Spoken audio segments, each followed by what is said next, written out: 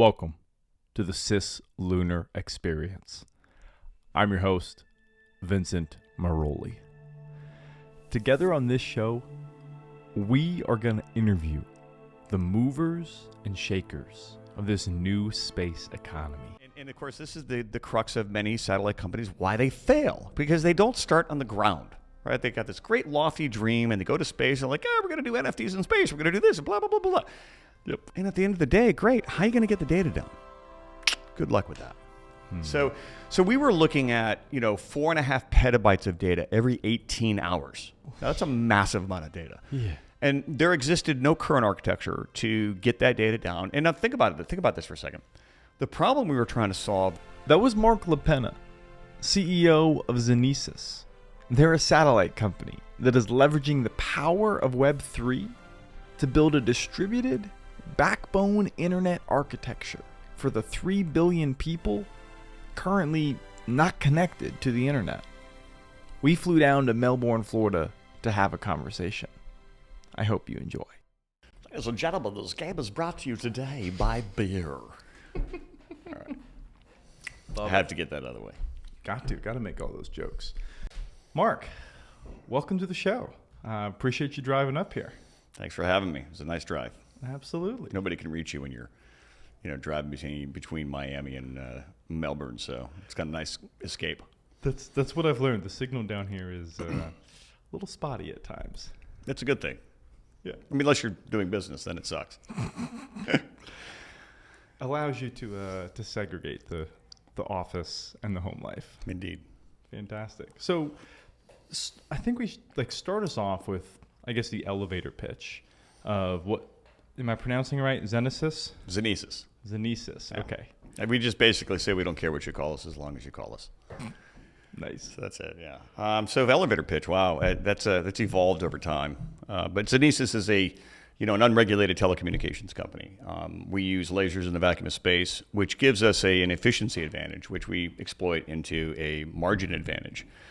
That efficiency advantage is the lack of refractive index. When you shoot a beam of light down a fiber optic cable, it bounces off the inside of the cable, right? So it slows it down by about 43%. But in the vacuum of space, we pick up a 47% advantage in speed, right?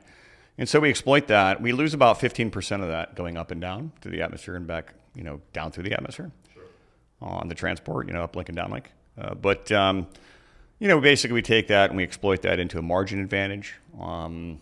And because of the nature in which our satellites are built, with the number of optical heads we have on each one, we have a massive advantage over the existing marketplace, including, companies like Starlink and OneWeb, et cetera, et cetera. Yeah. Yeah. I guess we can get into this a bit more later on, but when I think of satellite communication, instantly I think of either the massive bus size satellites that are way out at GEO or 10,000 tiny little guys that are all oscillating around low Earth orbit. Mm-hmm. Where do you guys fit into that? So that's a good question. We looked at several different designs. Obviously the geosynchronous satellites are, very cumbersome by the time they launch. They're, 5 years behind current tech. Yeah. And so we're about a 450 kilogram bus, right? So those are, thousands of kilograms. Okay. Sometimes tens of thousands of kilograms. Dedicated launch. We're 450 kilograms, 6 optical heads per kilogram or per satellite. And that also gives us a good RF backup as well. Okay. Yeah. Okay, yeah. So multiple satellites going up there in the dozens and the hundreds of numbers. Well, we have three constellations we'll launch. Okay. Constellation 1, which is called Intercessor, is 72 satellites and 120 ground stations. Those will cover the latitudes of 37 degrees north and 37 degrees south of the equator. Those are called the horse latitudes. What you'll find if you do a little research is that band around the Earth tends to have the best sunlight, the best least cloud cover. Okay.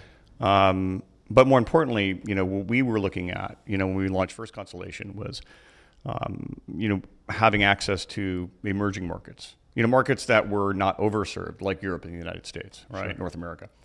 We wanted to go after markets where people were either underserved or not served. And those are the markets of Africa, Latin America, and Asia Pacific, and of course, Australia as well. Okay.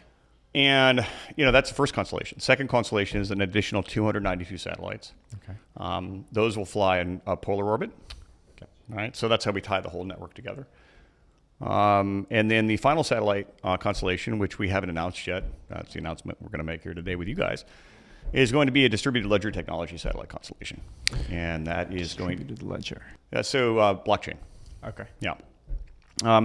What we found is there's a tremendous market for our service in so much as, having some of the best latency tables. But how do we define, how do we build a moat around that, right? Because anybody can launch a bunch of satellites with a bunch of optical heads on it, and suddenly we've got competition, right? And they're already doing it. Sure. But what differentiates us is not just the way in which, we approach the market, because we're not going after retail consumers. We're going after companies in the metaverse space, right? In the web, the new web, basically, right? Web 3.0. And all the companies that we've spoken to over the years have asked us, can you build a sovereign system? Can you build a system that is decentralized? Can you build a system that, allows us to fix what's wrong with the current internet? And I said, well, yeah, sure. You give us $1 trillion, we could do it, right? But that anybody could do that. Yeah. But we had to look at this through the lens of, scalability. Walk before you, crawl before you walk, right? Walk before you run before you, fly, et cetera, et cetera. Sure. And so we, instead of trying to be like OneWeb or be like Elon, because frankly, we don't even have a fraction of his money, Twitter, we looked at this through the lens of, okay, listen, we're a startup. We have to look at this through the fundamentals. And so 3 constellations over a period of time. So over about a 7-year period, we'll launch all 3 of those satellite constellations. But the good part is we're only doing 1 equity round. This is the only equity round we'll ever do. Ooh. Everything else is funded through the value of the contracts we're signing. We've already got our first customer. Gotcha. Okay, so from that perspective, you get to keep a higher percentage of your startup, which is, I guess, what everyone's fear is in the very beginning, and B, I mean, you're pushing out the value pretty quickly, right? Instead of saying, right, Elon's example, we have to have 10,000 plus satellites fully functioning. Right. Yes, we'll provide service to Africa, but that's not where they're going to make their money. They're going to make the bulwark of it. Oh, right. No, you're right. So I guess going from there, these major contracts, these can't be individual people if you're not going to offer another equity round. No, yeah, I know. What's the customer base? So customer base will be companies like Equinix, Digital Realty, and not necessarily them as customers, but those are kind of what we would call like an anchor tenant, right? But their customers like Unity, Fastly, Sandbox, these companies that are launching these maker markets, right? These experience markets. There's a really cool company in Miami called One Of. It's a company started by, of course, I'm going to try to drop a name here, and I'm going to really mess this up. It's a company that started in Miami. It was almost like a week away from bankruptcy, and they shifted from being in the travel space and doing NFTs in the travel space to doing NFTs for music. Okay. About a week or 2 later, I think it was, Quincy Jones ended up dropping like $60 million in it. And the amazing thing is, that's just one tiny fraction of one tiny, speck in the market, right? Mm-hmm. And so when you look at the requirements that these companies have, and I have another use case for you in a sec, but when you look at the requirements that these companies have with regards to the latency, right? I mean, did you ever play video games when you were a kid? Of course. Okay, so do you remember the ping that would happen and it'd kind of slow your game down? Yeah. Well, those are really bad, right? And so the best way to equate it is we're like a pingless system, right? I mean, it's an always-on network. Okay. And it's the lowest latency possible. Other companies can have the same latency, but they just can't have the same latency with the same capacity unless they just basically 100% copy us, which is fine too. Okay. So with this technology up and running, now I'm running around the corner in Fortnite and my game doesn't freeze up and I get pissed. Well, your game will probably still freeze up. I don't know. It depends on the connection, but because we're not providing you the service, we're providing the provider to the provider, right? Like we're like the baseline architecture, right? So we are I call us like we're the backbone for the digital awakening, right? That's kind of where the pitch is going, right? And it's just naturally, organically evolved to that, right? Yeah. And listen, starting a company, we started this company back in 2014, Yeah. you know, on a totally different ConOps. And Yeah. what we realized is, you know, it's if you follow the market, then you're always going to follow, right? But if you look at trends and you look at where a business is going and you look at where, you know, people from an individualistic perspective and even from a herd mentality, you look where people are going, people are getting sick and tired of companies like Google and Apple and et cetera, you know, watching over them all the time, right? So why not develop a new internet about backbone architecture, right? So no, we're not, you know, when you're in Fortnite and you go around the corner, you get shot, that's your own fault. But, you know, for us, we're providing the backbone architecture that makes that pingless environment possible. Gotcha. So I guess walk me through there. You said the company was 2014 was when it first was birthed. Yeah. There's been quite a few years since then. There's been some development. Yeah. I guess I've got two questions in here. One is more personal, and I think it leads into the business side. From communication I've had with you, you know, the speed at which you guys have been making, there's a level of tenacity that is pretty clear in your persona. Did that start when you were like just a wee little lad, or has that sort of been heightened, spurred on now that you're an entrepreneur and you're like, oh, that's the only way to do it? You know, I'd say best way to say it is December 25th at 1 p.m., all my toys were in parts on the kitchen floor. And like, you know, and I had a laundry list of stuff I wanted, and I got like 3 or 4 things off of it, right? And, But I remember one year I got a laser tag. Remember, I don't know if you remember, you're probably too young, but the laser tag guns, I mean, these things were the most amazing toys in the world. And my mom wouldn't let us play with guns, right? So I was like, Mom, it's not guns, it's laser tag. It's different. So I got the laser tag gun, and I got like the whole kit, right? And I couldn't understand, like, wait, where's the light coming from? You can't see it. I don't understand. I'm confused. And so I started researching at that age, you know, whatever you call it. I mean, World Book Encyclopedia is what I had. You know, I mean, that was the internet, right? Yep. Aging myself. So, you know, so that's probably the best way to explain it. I was a tinkerer, but I'm also dyslexic, right? And I have ADHD, and I'm on the autism spectrum too. So I'm like 1 to 2% Asperger's, which makes me socially awkward.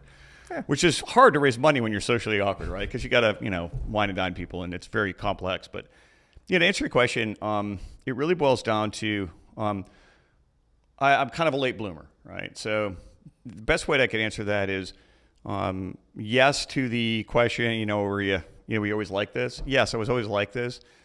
But it took me until I was about 32 to 33 to really understand how my mind comprehends things. Okay. And I have an echoic memory, which means I remember everything I hear. And I have a photographic memory too, which means I remember everything I see. But I could never figure out a way to organize it all. And so when I started the company in 2014, it was to solve a problem for an employer I was working for, tracking aviation assets from space. Sure. That was my idea. Yeah. And the CEO of the company at the time, a company called OAG, the CEO told me that my idea was bollocks, which is British for thank you, but no thank you. And so I had him sign work product release, and I resigned right then and there. Wow. And I started On Off Block Incorporated, which is still the name of our company, technically. And On Off Block was designed to track commercial and general aviation assets from space using a 3U CubeSat design, which was designed by Niels Boos at GomSpace. It was when they just did GOMX-1. Okay. And this is before, GomSpace even did their IPO. I think maybe he had just started thinking about it. Gotcha. And but anyway, I'll get back to answer your question. You know, it really boils down to the tenacity is, it's really hard. You know, there are times when, I think I probably quit 50 times in the last, 4.5, 5 years. You know, I've got a great team. We've lost some people, we've gained some people. But you know, I wouldn't be here if it wasn't for the people that are around us. Yeah. All right, I'll take that. Yeah, it's just always fun to see how people take the initial things that they had when they were a youth and kind of expound upon them. Honestly, that's kind of how I made it here. When I was like 8 years old or 12, like anytime we would go to like a wedding, I would always find the old guys and just like, tell me stories. Yeah, right. Yeah. and just listen. Made my way into an investment firm with Fidelity, talked to a bunch of guys, try to help them retire. Probably some of them are down here in Florida. And finally realized I have to get into the space industry somehow. So let me find a way in here. So yeah, it just the combination of what do you love and what are your skills. Well, it's really funny you mentioned that. I've met so many people in this industry that certainly belong in the industry, and certain people they appear like they don't belong. But what I love about this industry is it's not the same as it used to be. So I grew up in Winter Park, Florida. I was born in Plantation, which is just north of Fort Lauderdale. And in Winter Park, there's really not a whole heck of a lot to do as a kid, unless you want to go boating or go hang out in the park and cause trouble. Yep. And but my dad loved the Apollo program. I was actually born when my parents were on their way back from an Apollo launch. Yeah. And so my dad took me to every shuttle launch. It was if there was a shuttle launch and school was in, I got sick day. Nice. And if they didn't do the launch, then I got 4 or 5 sick days. And that's what made me fall in love with space. I just got out of school. But no, the shuttle program was like, I don't know if you're too young probably to have experienced one, but for those folks that have actually been to a shuttle launch, it is a visceral experience. It is a jarring, neck-breaking, explosive, just jarring your senses experience. And you're sitting 2-3 miles away from the event, right? And the crackling sound. It sounds like popcorn, right? But it sounds like popcorn if you were to put it in a echo chamber on 500 volume level, and you're standing right next to the popper, right? It's just amazing. Wow. And so the first time I felt that, that was when I think it was Crippen and of course I'm going to mess this up too, but Crippen and Young, did their first, they did the first shuttle mission, right? It just went up and went around and came back down. And that experience was like, because I was always afraid of fireworks when I was a kid. You never knew what was going to happen, but this you could actually see it, right? You could expect it. But the experience was like, it just shot right through me. And I was hooked. But, listen, this is probably, I'll stop here, but this is probably something that if there's anybody out there listening that, thinks, hey, I want to get in the space industry. I dropped out of high school. I have no classical education. And again, because of the whole dyslexia thing and it's frustration. They didn't know how to teach you. Well, I didn't know how to pay attention. It was both. It was more my fault than theirs. Right, genetics, fair. Right? Unlucky sperm. But if you want to get into the space industry, there are so many opportunities. I'm a guy that never finished high school, and I'm the CEO of a telecommunications company. Now, I won't be CEO soon because I'm actually going to bring in a guy that is a telecommunications CEO and do my job. He's actually good at my job. But being a startup CEO in this industry is it's very hard. But if you want to get into this business, just do it. You just did it. You left a career and you got in and you're succeeding. And do you see how welcoming the community is? Yeah, it's nuts. They're jumping on it. It's nuts, right? Yeah. And it's not because it's free media. It's because there's a palpable passion behind what you do. I appreciate it, and that's one of the things I've learned. And multiple people have said that is like, you're on fire for this. Do more of that. We want to. People that are successful or even a few steps further along in success, maybe that's a better way to say it. They see someone that's like scrapping and trying, and they're like, sure thing, man, I'll give you a hand up, a couple different steps.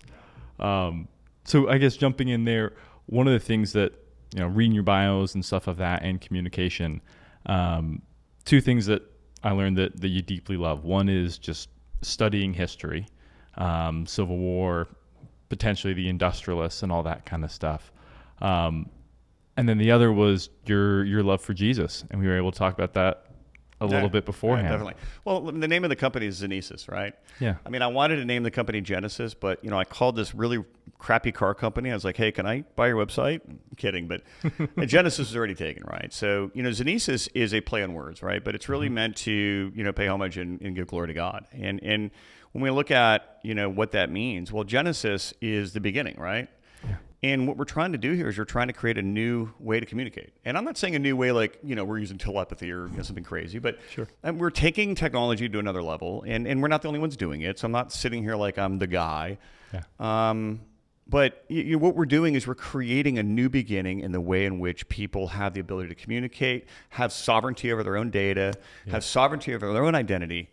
And if you look at the name of the satellite constellation, it's intercessor, right? I mean, Jesus intercedes for us, right? Guaranteed. And so if we're going to be something new, a new beginning, we have to show people that we're going to intercede on their behalf, right? And if nobody else is going to do it, why not me? I mean, why can't I do it? Yeah. And I think it's proof positive that it's not just because I want to be in the space industry. It's because I saw a problem. It really pissed me off. And I just don't, I'm like a pit bull. I don't let go. I mean, people think I'm crazy. I mean, I've been doing this for 6.5, 7 years, and we're finally closing around, right? But it's like, but the funny thing is I thought I was closing around 2 times prior to this, right? So I'm very, I don't brag about it anymore. I ate a couple of shoes after that whole debacle, but listen, Jesus has been good to us, and I don't say that lightly. Yeah. I'm quite amazed at the grace that is afforded me with the epic gaffes I make and stupidity between my ears, right? Yeah.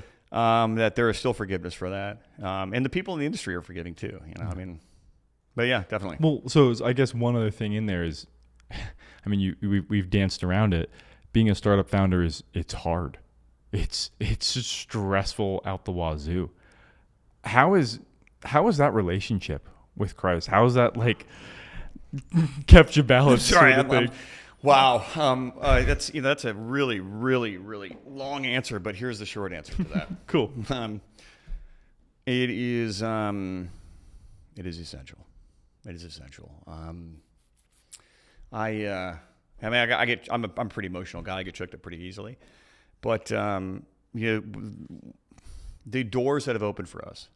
It isn't because I've got those arms. My arms don't reach that high. My feet aren't that big. I can't kick some of those doors in. Yeah. But the opportunities that have been brought to us, they're brought to us by God. I mean, I'm not a rainmaker, right? I mean, I'm not a hunter gatherer, right? I mean, I'll knock on the door and I'll do a tap dance and then get out of the way and let the professionals come in, right? But nice. I mean, there are certain talents that God gave me, and I know what my superpowers are, right? My superpower is recruiting.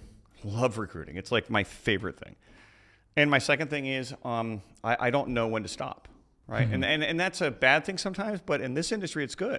Yeah. When you're a startup CEO. I mean, being a startup CEO, and for other CEOs out there that have done this before, I think you know what I'm talking about. It is the most thankless job because I'm blamed for all the failures, and my team gets the accolades for all the success. And I'm cool with that. I totally love that. Yeah. But I'll be honest, I'll be perfectly blunt with you. I genuinely can't wait to bring in a professional CEO, someone that actually knows how to do the job. It's hard. It's really, really difficult. And I'm not quitting, but what I am doing is I'm making sure that the investors that we do have, that they're remunerated properly for their taking the risk in me. And if I'm going to, as a startup CEO, if I'm going to expect my co-founders to either step aside or take a step down for someone that's better at their job than they are, mm-hmm. I've got to be the one to do it first, right? Yeah. And so I think the hardest thing to do as a startup CEO is leading by example, right? Leading from the front. A lot of CEOs don't want to do that. Yeah.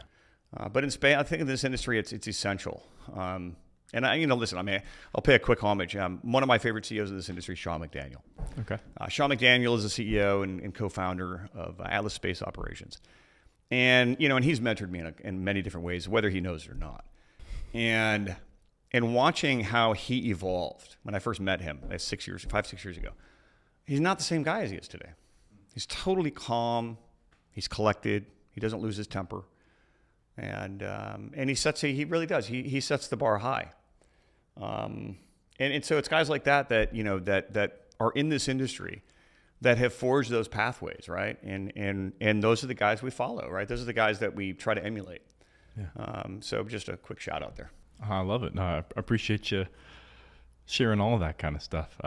It's essential for all of the stress and keeping yourself sane. Yeah. Both that and finding mentors. I think that's a massive Definitely piece in all of that. Kent Buchanan is one of our board members. He's actually been with us for 3 years. We're our first investor. Nice. And he's the retired CTO of Harris Corporation. He lives right here in Melbourne. I'm going to try to see him if I can while I'm here. But listen, Kent, if you ever got Kent in a private room like this and you asked him about me, and I think he'd probably laugh and say, he says this to me all the time. He says, I told Mark that there's probably about a 1 to 5% chance you're going to make it. And every time we talk, as we achieve these milestones, and as we experience these short bursts of success, he reminds me of that. And he's like, I can't believe how far you've come, but I wouldn't be here if it wasn't for him. I wouldn't be here if it wasn't for Kent, because he took the time to understand me, right? Because I'm a weird guy. I'm like, look at my shoes, right? I'm just a strange guy. And I understand that. I know who I am, and I'm comfortable with that. But, Kent is a very cerebral guy. He's a CTO, right? He's the Chief Technology Officer for Harris Corporation. Huge. Yeah, huge. And for him to slow down and understand me and find the bits and pieces that made sense and help me to work on the things that didn't make sense. It's all about mentorship. And I have a little tagline on my LinkedIn, and it's at the bottom of my email. It says A-STEP. And it stands for always send the elevator back down. No one ever asked me about that, right? But that's what that means. And I try to emulate that, because that's how I've gotten here. No, I love that. Speaking of the advisory board, you got another guy on there that was the CEO of Blockbuster what is it, 7-Eleven? Yeah, Jim Keys. So you've assembled this great team. Are those guys, I guess, from Harris Group, that was from the beginning? That was actually, so I was introduced to Kent by, John Paul. John Paul is a friend of mine from Chicagoland area. John Paul is one of those CFO types that is so good at what he does, no one can afford to keep him on payroll. He's done 9 IPOs, all successful IPOs. He's the guy you call in. He's the big gun, and he's got all the banking relationships. He's got all these. It's amazing who this guy is. Harvard business grad. Yeah. And he introduced me to Kent, and Kent and I got on a phone call one day, and that's how that happened. But listen, Jim Keys. Wow, Jim, if you're listening to this, I love you. Please listen to the end. When Jim and I met, I genuinely think that there was friction there, because Jim had to walk in and meet me and be like, oh my God, what am I getting into? This guy is like all over the place. And over the last 4 years, since I've known Jim, I don't think he recognizes or realizes how much I've listened to him. But Jim has, I know the backstory behind the whole Blockbuster thing, right? And Jim was not responsible for the failure of Blockbuster. Jim was hired by the guy that owned Blockbuster to divest his portfolio of a non-performing asset. He was like, get rid of it, sell it, get it out of here. Yeah. And it's more in depth than that. But when I met Jim, it was I can't believe he still talks to me. Put it that way. I was crass. I was young. I didn't listen, and he just had to shake his head and be like, oh my God, well, this is at least entertaining. And for the first time recently, because Jim reminds me of my dad, right? Jim reminds me of my dad, not because he's old, but because he's experienced, he listens, and he holds back compliments, because he only compliments you when you deserve it. He's not that participation medal kind of guy, right? Yep. Think about it. He's been a Fortune 50 CEO. He's like he's a top performer. For sure.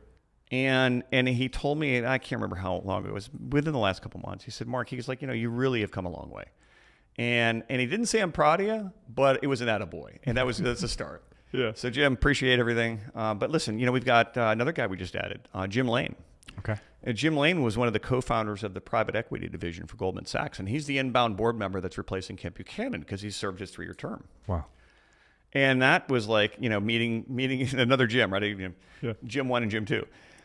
It makes it easy, right? So Jim Lane has been it took me about 2.5 years, almost 3 years, to really bring him to a point where he was comfortable with the idea of working with us as an advisor. But then once he actually looked under the hood, right? Once we got past the whole, Mark's a weird guy. He really kind of came around. And as we started to hit some of these milestones, he was like, you guys are really doing this. And it was about 9 months ago where, we had that or 7 months ago, we had that final conversation. I was like, Jim, listen, I need you. Yeah. Kent's going to be leaving. I need someone. We've had a technology-minded board up till now. Our technology's fleshed out. We're getting ready to start actually building stuff. And I need somebody from a finance perspective. I need somebody who understands the capital markets. Who better than a guy that was doing leveraged buyouts before they even knew what an LBO was? Yeah. They didn't know what to call it. So the board has been great. I mean, we've got Campbell McFarland, the ex-president of OneWeb. He's number 3 or 4 guy at Orange Business now. He's been great to us. He's been an advisor of mine now for almost 2 years. Backstory on that was the day they announced the OneWeb bankruptcy. Mm-hmm. I've been clocking this guy for about 9 months, and I just wanted to have a conversation with him to understand the differences between our businesses. And I'd watched him do a couple speaking things, and he's just a very eloquent guy. But he's also, he's Scottish, and so he's like me. He's very to the point, and I love that. So the very first phone call he got after the bankruptcy was announced was from me. And we talked for about an hour and a half, and we just hit it off. I mean, it's like, I don't know. We just saw something in each other. I think he sees something in me. I see great success in him. I see someone I want to emulate, right? Yeah. And somebody I want to learn from. And so the second guy to call him that day was the CEO of Orange Business Services, and that's where he works now. So, he agreed to come on as an advisor about a little over a year ago. And the knowledge this guy brings is just, he's forgotten more than I'll learn. He's one of those guys. Yep. So, and he was in the room, when the SoftBank deal fell apart, because of WeWork and all the other things that were going on with Mayoshi's deal. Mayoshi's son's business. So, yeah, we've been blessed with some really, really great advisors and great friendships. And God's just, like I said, he's just really surrounded us with fiery arrows, right? I mean, it's been really cool. I love that. So clearly there's been those blessings of advisors jumping on the board at different stages. In the very beginning of it, did you bring advisors on? And if so, what was that conversation like? Because at that point, it was really just an idea. You didn't have any of the technology flushed out. Oh my God, yeah. I mean, it wasn't even really an idea. It was just what it was. So because of the way my brain works, I didn't used to. I do now significantly, but I didn't used to really weigh the pros and cons of things. I just really believed something was right, and I would do it, right? And that's kind of how this company started. Oops. Yeah, worked so far. But listen, I didn't have any advisors. I mean, my dad was my advisor. My dad worked for, a couple big CEOs in the past and turnaround guy. And my dad has always been that guy in the room, the real quiet guy that everybody's like, why is he so quiet? Why is he so quiet? And my dad was always like that, speak softly, carry a big stick guy, right? And so, I'd have a problem and I'd call my dad, right? And it got to the point where it's like, listen, I love my dad. My dad's like my hero, right? But I had to break away from that, right? I moved out when I was 16, so I've been on my own for a long time. But I needed to break away from the mom and dad mentality, right? And I know it sounds cheesy, but without a college education, I didn't have a lot of the formal training, right? Sure. Well, once I broke away from that, I actually went and did some what's called brain training, which is what they do for autistic kids that are really high on the spectrum, right? And they get them to do stop doing the whole, focusing and over-focusing, right? Okay. You'll see me do kind of clickety things, but I'm getting much better at it. And so once I learned how my brain works and I learned how to comprehend, I just had this voracious appetite. And so I started studying, satellite architecture, and I started studying software-defined radios, and I started studying, a bunch of different things. And I'm not an expert in any of it, but I know enough to be in the room and have a conversation. Yeah. And I know what turns me on and what doesn't. And I know what's wrong and what's not. And the advisory roles have been really, really, like I said, it's not, my ability to recruit is a God-given gift. Yeah. That doesn't mean I know where to find the people, right? But I'll put it to you this way. My two favorite tools are LinkedIn and LinkedIn. I mean, it's just amazing the tools that are there. They're so inexpensive. They're great. They're free. Organic growth. Almost. Yeah, almost. $50 a month is free to me. Okay. And it's like, yeah, but so developing the advisory boards is really, really tough though, because you also have to remember. And do you mind if I tell you a quick short story? Please.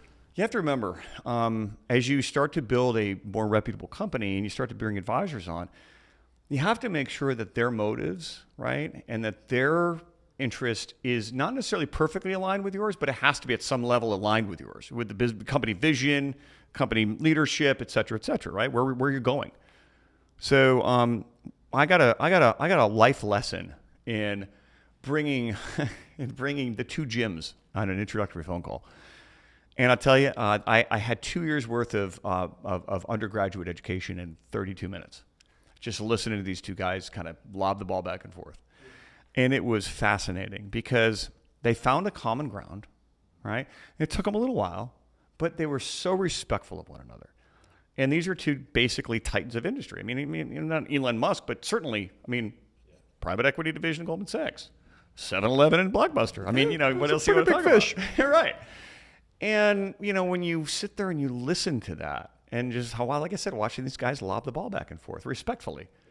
You take two younger guys and they're trying to get winners, I got you. And it's just fascinating to watch. The advisors are just so essential. I started the company, I was a single founder, right? The best thing I did was bring a co-founder in, Bob Eigenbauer. Bob's been a friend of mine for 12 years. And I like to say Bob is like the brakes and I'm the gas. I'm like 5 gas pedals and Bob's like 20 brake pedals. They kind of keep me in line. And Bob, I love you. So that's a shout out to you. But, as we've grown the business, we've added more team members, right? Yeah. And we brought some really great people in, and we've lost a couple people, which I'm regretful for. But, I think the advisory role is essential because what you're doing is you're admitting that I don't know it all, and I need help. Mm-hmm. And the hardest thing to do for a man is to ask for help. That's the hardest thing that any man to do. Fact. And it's not a man-woman thing. It's just a thing, and it's a truth. Mm-hmm. My son's 24, and he actually asked me for help for the first time. And I tell you, when you see a young man at his age, successful as he is, ask for help. It's moving. But we're wired to be connected, right? And part of that connection is to ask for help. So that's what the advisory roles are for. It's to ask for help, because I don't know what Jim knows, and I don't know what Jim knows, and I don't know what Campbell knows. But I need to know those things. So be able to bounce ideas off of these people and hear their expert advice, and then following it. They got to follow the advice too, by the way. That definitely helps. Kind of essential. Thank you for that. Not only for like the content, but like, that's speaking to me directly. I'm training in humility, right? Trying to get better at it as best I can. But I think it's easy for me personally to ask for help on knowledge. It's much harder for me to ask for help on financials, on the doing of. And sometimes you have to ask hard questions to those that are closest to you, right? Don't ask Bill off the street. Well, you never know. Bill Gates, Hey, Bill. That's true. You got to knock on a lot of doors. So thank you.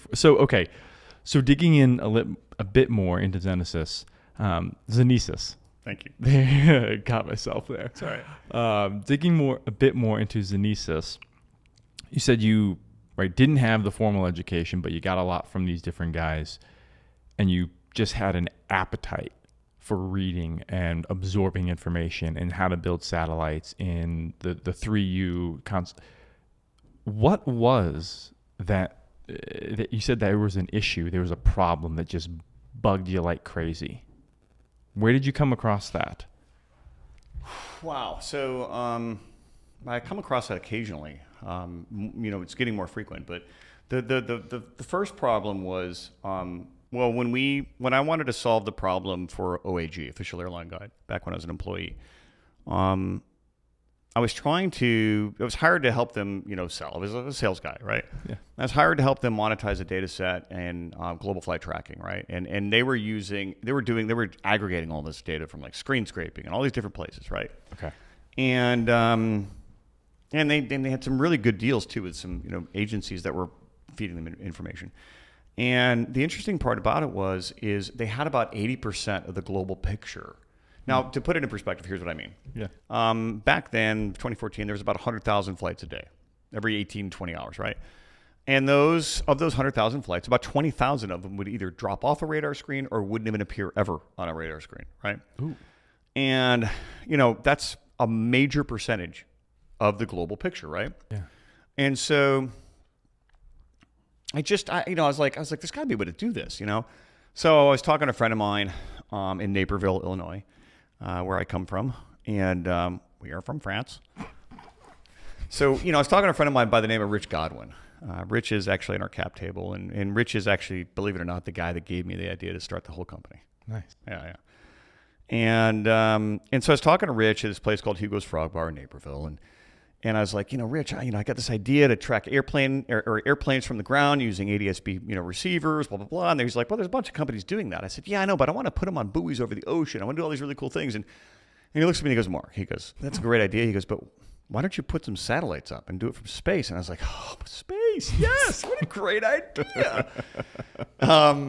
So that was kind of the aha moment of the problem. So the problem we were trying to solve, though, was there, 2/3 of the Earth is covered by water. So, right? Space is the perfect place to go to do this. Yeah.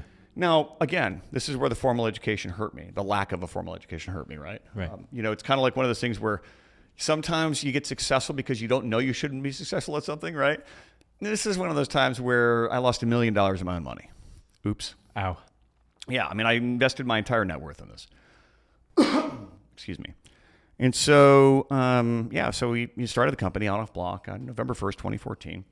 And the problem we were trying to solve was tracking aviation assets and closing that 20% picture, right? It's closing that 20% gap, right? Yep. And so, working with Niels Boos at GomSpace and his team, a very small team at the time, we were really excited. We were going to buy 72 satellites. We were going to launch them. We were going to do all this really great stuff. And then I met Sean McDaniel. And Sean said, how are you going to get all that data down to the ground? And of course, he's got to be laughing right now if he's listening to this. And of course, this is the crux of many satellite companies, why they fail. Because they don't start on the ground, right? They got this great lofty dream, and they go to space, and like, we're going to do NFTs in space. We're going to do this, and blah, blah, blah, blah. Yep. And at the end of the day, great. How are you going to get the data down? Good luck with that. So we were looking at, 4.5 petabytes of data every 18 hours. Now, that's a massive amount of data. Yeah. And there existed no current architecture to get that data down. And now think about it. Think about this for a second. The problem we were trying to solve was doing three things. We wanted to actually have the data and monetize it in data sets and products, right, at OAG. Mm-hmm. And then we wanted to, possibly, create platforms for, Nav Canada and Eurocontrol and FAA, right? To create a platform that was significantly better than what they have now, right? And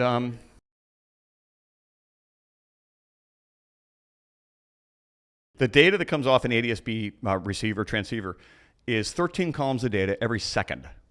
And so anytime the main bus of the aircraft is on, that is hardwired to the main bus. You can't turn it off unless you turn off the engine or the battery. So in this case, it's wired directly to the main bus. It's ADS-B, Automated Dependent Surveillance Broadcast, right? That's the broadcast angle. Okay. That's the broadcast channel. So that's 4.5 petabytes of data every 18 hours. And to get that data down to the ground is easy if you can store it and put it down later, right?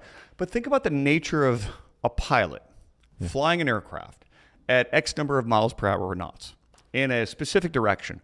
And there's another aircraft coming in his general direction, right? And they've got all these warning systems and all these, different sensors and, satellite communications, all these different things that they do. But nothing is focused around providing the pilot with hyper accurate, live, real-time intelligence, right? And so if you have a satellite architecture that's collecting it, you still have to get it down to the ground. And like I said, there's no pipeline to do that. And so we were about, I don't know, we were always a day away from bankruptcy. I mean, it's like you put $1 million of my own money in the company. I was like, where did it all go? To get to the point here, the problem we're solving initially was tracking. The real problem, you got to understand, that was about a maybe a $600 million market TAM we were chasing. Okay. That's not sexy anymore. I mean, it's like, Yeah. really? Okay, good luck with that. I hope it works out for you, buddy. That's so cute. Here's 50 cents for a pack of gum. I mean, like I could raise no money on that business. Yep.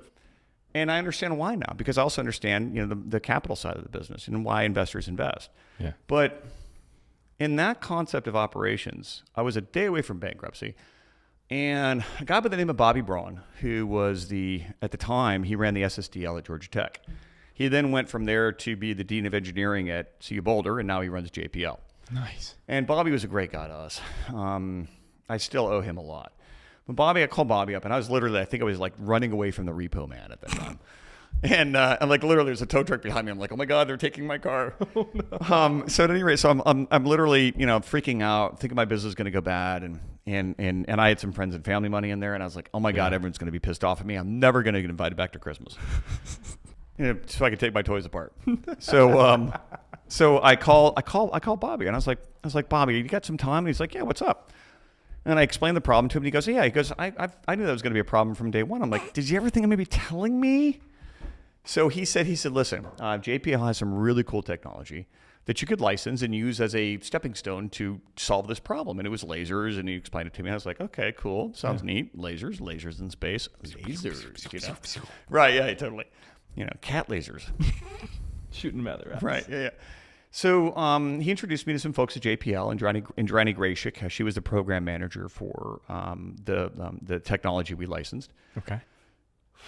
Wow. So we got the technology, and we started kind of tinkering with it, taking it apart and figuring out how it works. And of course, like I said, I'm the tinkerer, right? So we did all that stuff, and we realized the technology from NASA wasn't applicable to what we're doing, but it gave us a direction.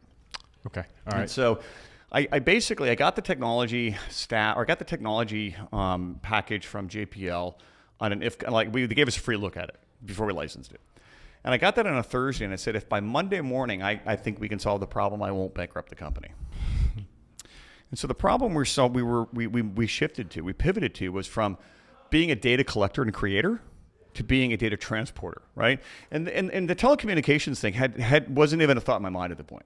Okay. But what it was we pivoted from the solving that problem to actually being able to solve that problem, but more importantly, prevent all the other companies that were behind us from going bankrupt like we almost did. Yeah. Right. So taking companies like Planet Labs and Black Sky Global and insert name of company here, and helping them to realize that the holy grail from space is live real time, always on networking. Right. That's what I call it. Okay. And so if you can create an always-on network in space for LEO, data collection companies to tie into, that seems like a great idea. And we got a ton of traction around that, but I didn't know enough about the physics to answer the tough questions, so we were never able to raise money for it, which is a good thing. God works in mysterious ways. He certainly My stupidity saved the company. See, I like to think that, my uneducation is what saved the company. Sure. I keep telling myself that. So we I don't know, we did a bunch of stuff, but what we realized was by using lasers in space, but taking advantage of that efficiency, right? Yeah. The LEO market was like a 1.2 to 1.5, maybe $1.7 billion TAM. Okay. Yeah, better than 400 million. Yeah. Significantly, but still only 5-6x, right? And so it was like, okay, so how do we take this and not have the same problem we had with, ADSB and tracking, right? TAM's not big enough. You don't really know what you're doing. Like same stuff, right? So same story, different condoms. So I took about 3 months off, and I literally just sat in a room and, just try to figure out like, okay, so what we have, what can we do with what we have, right? And if we can't do something with it, how far away are we from being able to do something with it? And that's when I got into studying electro-optical engineering to the extent where, I understand how it works. Again, I can explain it, but the math, way beyond me. And so I met a guy by the name of Dr. Ron Phillips. Dr. Ron Phillips is I just call him the grandfather of the free space optics industry. He's a professor emeritus at, University of Central Florida, right up here, right down the street almost. And And so I met him. He lives in Winter Park, where I grew up. Fascinating, right? Yeah. So I met him at a place in downtown Winter Park, and we had some wine spritz together. And he sat there and he goes, listen, he says, I've heard a lot of young guys come in and, talk about some cockamamie ideas. That's what he said, cockamamie. He said, some cockamamie ideas. Great word. He goes, this is actually a great idea. You actually have the ability to build a business around this. And I knew who he was. Like, I knew this was a rare opportunity. I only met him once and never got to meet him again. And I'll never forget him. He introduced me to Giselle Bennett. Giselle Bennett was one of our first advisory board members, right? Nice. Before Kent. Yeah. And, I'm sorry, no, it was right after Kent. Sorry, Kent. It was right after Kent. And we met Giselle, and she was great. I mean, she made sure I didn't, make any big gaffes and explain the technology and go out and embellish or anything and, be the sales guy, you know? Yep. And so the problem we're solving today is not necessarily, we're not a solution looking for a problem. We actually have the ability to create an architecture, a backbone architecture that makes it possible to definitely connect the other half of humanity. Now, I'm not Greg Weiler. I'm not Elon Musk. I'm not any of those guys. I'm just me. And what we're doing is taking a business and taking the bits and pieces we do have that we do know work, right? And bringing them to different partnership opportunities, right? I met Bill Corley from Airbus 4 years ago. Okay. I like to say Bill is the reason Airbus is with us. And he definitely is. Bill, if you're out there, love you, brother. He took us under his wing. And he's like, he loved, I guess he just loved the way I pitched it. I don't know. I mean, again, the recruiting, right? Yeah. And Bill has been an advocate for us ever since. And so the problem we're solving now is really in helping people understand that there are different levels of communication, right? We're just another layer.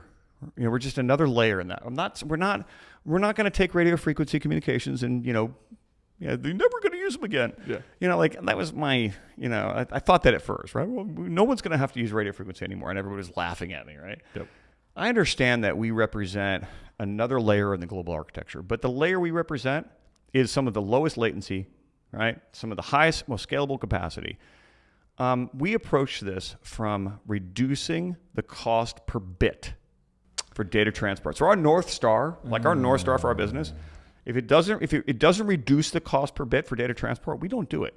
Period. I don't care how cool the technology is. I don't care how cutting edge it is. If it doesn't affect us in that regard, we do not do it. The super micro, there's petabytes and petabytes of data up there. Get down to the actual granular, because if that's, it reminds me back, there's so many things in my head right now, but right, big history buff, love the biographies of great industrialists. There was a moment in like the late 1880s, something like that, the steel market slumped and every other steel producer stopped. And the board members came to Carnegie and said, we have to stop producing steel. And he went on a tirade. He was just furious with them. How dare you try to limit our expansion because of a few pennies for your pockets? We will produce steel. We will produce the highest quality steel at the lowest possible price forever. Absolutely. And at the end of that, all the purchasers of steel kept buying from Carnegie Steel. Shocker. Yeah, right, yeah. Right? And so in the same way, reducing the cost per little tiny bit, right? That allows, maybe not the individual farmer, but the network that then builds out the telecommunication network in Kenya, right? Now they can actually afford it. Absolutely. And so, thank you for saying that, because I'm a big Carnegie fan. Yeah. When you Steve Jobs is another favorite of mine, right? And sure. Just the way he said it was like, if you can't explain something in a simplistic form, you can't make it simple, boil it down to its simple components, you don't understand it. Yeah. And there's a lot I don't understand, and I'll admit that. But one thing I do understand is creating that culture in our business and letting people understand that, hey, that's really cool technology. And if you put that in space, it's going to be an expensive paperweight. No one's going to use it. Now, if you want to build it, great, go do it. Here's, we'll do the old 80-20 thing Google used to do. Go out and develop it, Great, kick ass. But the 80% you're working for us, we're not doing that. Unless it turns into Gmail. Right. Of course, then it's a great idea. Yep. But, here, listen, the bottom line is this. If you want to transport a bit of data from anywhere in the world to anywhere in the world, roughly, I'm just speaking in general terms. Yep. It's about 0.0015 cents per bit. Okay. Our cost on that is 0.000175 cents per bit. Okay. I'm a little lost with the zeros, but... I'm sorry, less 1 0, sorry. Yeah. So 4 zeros and a 1.5 to transmit, and was that 7? No, it's 0.0015 cents per bit if you're doing it under today's architecture. Okay. Ours is 0.000172 cents per bit. Okay. So we have a several 1,000% margin advantage over just the cost factor, right? Tracking. Yeah. And so that advantage is because... And we make revenue on that, by the way. We actually make significant margin at that number. Nice. Yeah. And so the fundamental piece in that technology that is allowing that to take place is not only the licensing from JPL that then you improved upon, but then hang on. Sure. You got to give credit where credit is due. The guys at Space Micro, Dave Chkowski, Dave Strobel, if you're out there, I love you guys. They really made a difference in our business because they took what we were trying to do and they understood it. And they understood the scientific approach to helping us solve that problem and creating that culture, that North Star, right? Yeah. They heard what we wanted to do, and they're like, okay, hey, you can actually do that. That makes perfect sense, right? And so, we gave them an idea of what we wanted our optical head to look like, and the rest of it is theirs, right? So, okay. Listen, JPL is great. I love Indrani Grayshik. I love her team. Thank you, Bobby Braun. We never ended up using that technology. I use that to educate myself. I paid $50,000 for that license. Okay. Right. And I used it to understand where the technology came from, what the state of the art was at the time it was launched, and what had transpired since then, right? The Facebook mission, this, that, and the other, and all these different missions. And so JPL was the inspiration, definitely, but there's no IP shared whatsoever. Okay, tracking there. So, all right, so now you've got a brand new head design, and these are going on your own satellites. It's not like, hey, let's put this on someone else's. Ours, yeah. In those small constellations, you said 72 or so? 72 at first. Okay, so that's the first one. So I guess one of the things I'm grappling with here is if you have real-time data, is this only observing, other the sensors on the ground, like you put them in an airplane? So we're not doing the ADS-B stuff. I mean, we were actually, let me rephrase that. We're doing it, and we're going to end up doing the ADS-B flight tracking because we'll do it better than anybody. Okay. And I think the companies that are doing it could be doing it better, and they're not. And so we're just going to come in and we're going to do it better than anybody else, and we're going to sell the data to one customer in perpetuity for the lifetime of the satellite. And I'm only going to charge it. I'm not going to charge a lot for it. And I put that offer out to a couple people, OAG being one of them. Of course, I never heard back from those guys. Shocker. So at any rate, so what we're doing is we're setting up a network. The first 72 satellites, 120 ground stations. We're setting those up on customer centric, right? So we're voice of customer, at least initially, right? We have to be that way. So when we meet with, let's say, I can't insert name of company here. I'll just say insert name of company here.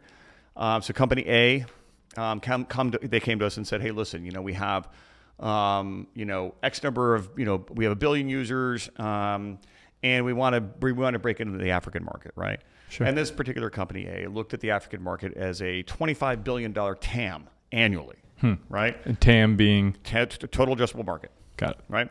So they look at the market as having 500 million underserved or unserved users at $5 ARPU, average revenue per user.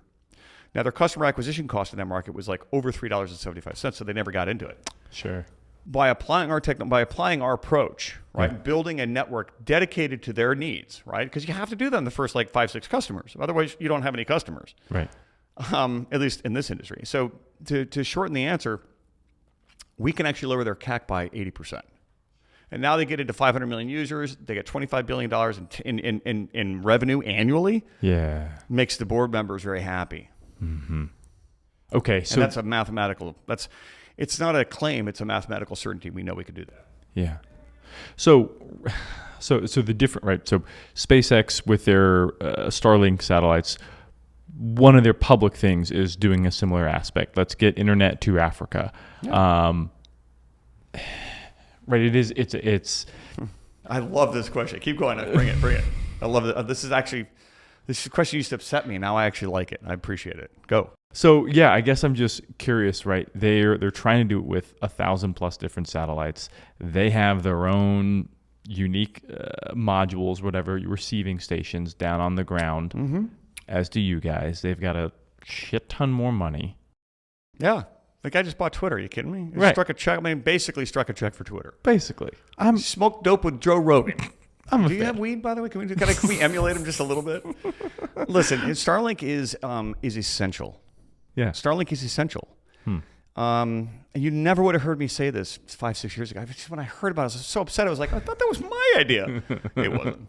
Greg Weiler, if you're out there listening, you're the godfather of this industry as far as I'm concerned. We'll send it to him. Here's the deal. I think what Starlink is doing is not just essential. I think let's just look at Ukraine. Yeah. I'm not going to get off on that tangent, but sure. Here, listen. I think Slava Ukraine. I think that what's going on with Starlink is proof positive that you don't have to launch a $550 million school bus to communicate. You can launch a $40 billion Constellation that actually has such disaggregation, right, and such resiliency that yes, you can bring internet to that home user, right? The difference between us and Starlink, right? And I have a little bow I'm going to put on this in a second, but the difference between us and Starlink is not the capitalization, because if that was a difference, I wouldn't have started the company. Right. I'd be like, fuck, Elon's doing it. I'm just out. I'm out. I'm gonna go start a social media company. Oh, he's doing that now too. What am I gonna do? Start a car company. Right. Oh yeah, funny. I'll start a boring. Oh, I can't do boring either. So listen, Elon is my son's generation of Steve Jobs. Yep. There are guys out there that just shine so bright. Wherever the sunlight, wherever they shine their light, it grows. And that's that guy. I mean, that's Elon. And I respect that. We're different, though. And the way in which we're different is the market we serve, right? Elon is going after Mars.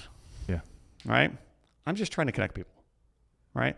And what we're doing and the way in which we do it is not intrusive to his business, and he's not intrusive to us.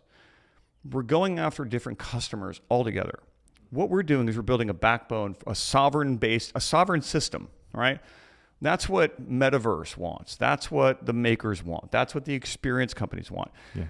That's what, distributed ledger technology is all about, right? And it's about decentralization of a system that right now is listening to us whether you like it or not. Yep. Hey Siri. Yeah, and she'll just say hello. Yeah, and if I say anything after that, it's all recorded.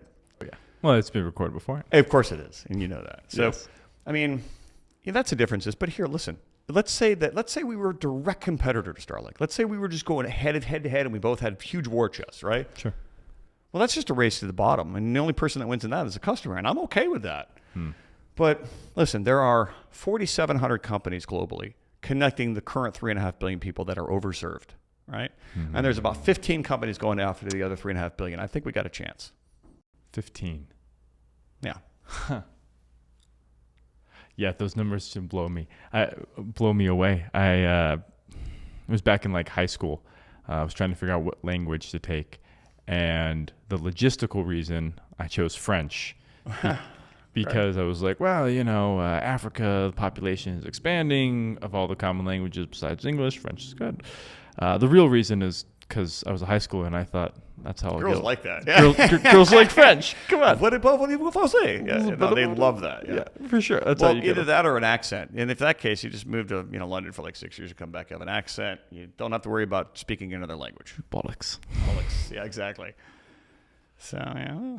So there's so many places I can go with this. Let me jump to these. Okay, so Web3. Oh. So my understanding of Web3, when I look at the headline of what you guys do, I see lasers, I see Web3 communication, and this one thing called turnkey tech. I think I saw that somewhere on that website. Point being, elaborate on the Web3 aspect, because right now, my understanding of Web3 is it's a internet that is owned by everyone potentially and operated by everybody potentially. How does this? What's the difference here if we build an actual decentralized Web3, and then you can offer that to Africa, to the South Pacific? What does that even look like? Well, we don't offer it to those to the sovereignties, right? I mean, we're Sure. so let's look at it this way. The current internet, it's kind of like saying, optical is going to get rid of RF. Web3 is not going to get rid of the internet, right? And it's not going to be a new internet. It's going to be an internet dedicated for ultra low latency required communications, right? And that is for, because people ask, like, what is metaverse? Well, I don't understand. What is metaverse? And it's a great question, but I get it a lot. Metaverse is nothing more than probably a good way to say it. Metaverse is what Steve Jobs would have created if he was still alive, right? Only he would have made it look good too, right? Okay, enough of that. Yep. Metaverse is the realization and the amalgamation of all these different technologies, right? So I was out at Bausch and Lomb facility in California like 7 months ago. And I got to try on a contact lens. And the contact lens has a tiny little Bluetooth chip in it. And you can see through it's amazing what they've done with this technology. And it actually communicates with a big thing you wear in your waist, right? And as I'm walking around the room, I'm looking, now they have the room set up, and this is, of course, supposed to emulate what the real world will look like one day. And this is probably 5 years away. And so you put this contact lens in, and you walk around the room, and you look at different things, and it says, you can actually look over here into this little buy now button, and they're just trying to emulate like what the user interfaces we understand, the GUIs we understand today, right? Think about it this way. There's 3 different levels of what I like to call metaverse, right? And this is where Web 3.0 comes in. Okay. Excuse me. So the first one is actually full immersion, right? Did you ever see the movie Lawnmower Man? I have not. Go check it out. It's pretty cool. Lawnmower Man was about a movie about virtual reality. Pierce Brosnan was in it. It was the cheesiest movie I've ever seen, but I loved it. It was really fun to watch because I was like, I want to do that. So it's full immersion. So imagine you're paraplegic and you want to go skiing. You'll be able to do that, right? There'll be full-blown, full-body experiences that you can go and experience, right? Imagine you want to go to the Louvre, but you can't travel. And you can walk through the Louvre, right? And there'll be different places that you can go and experience things. Now, let's say you're just a club freak, like to go to the club thing, right? And for all those club guys out there, I don't mean you're freaks. I just mean that's how you get your freak on. Yeah. You'll be able to go to a club anywhere in the universe, right? Based upon that digital experience, right? Yeah. But let's make it applicable to something that is not just generating revenue, but something that solves problems. Back in the 90s, I remember there was a doctor, I think it was at, I want to say Mount Sinai, wanted to do remote surgical procedures. Sure. Right? And so they tried to set up these different surgical labs, right? And they had these amazing connections between them, but the latency sucked so bad that they couldn't actually perform the surgical procedure on a human. And then a lot of the patients that they were working on, the animals, they didn't make it. Because, when you get to a point, you have to either snip an artery or do this or do that, that latency, that ping, right? You're playing a video game, you come around the corner, you got to snip the artery, an accident, and now your patient bleeds out. So they just never were able to do that. I've been meeting with the University of Miami here in Florida and in the cancer center. And we got introduced to the Heart Hospital and a couple other engineering schools there. And with the latency tables we've developed, we should be able to solve that latency problem. So imagine creating a digital or operating room. And let's say you have a surgeon that needs to do an emergency procedure with somebody on their side of the world. Yeah. And let's say it's the president of Africa, or the president of insert name of country here, Nigeria. Sure. Is having had an aneurysm and he survived it, but needs immediate surgery, immediate neurological surgery. Best doctor in the world, thousands of miles away. Can't get there in time. Yeah, but in a virtual world, that doctor is always on call, right? Now, I'm not saying that's the reality, 2 years around the corner. That's 10 years down the road. But it's close enough where we can say it's 10 years down the road. It's not 30 years. It's not a pipe dream. It's not a pie in the sky, unrealistic reality.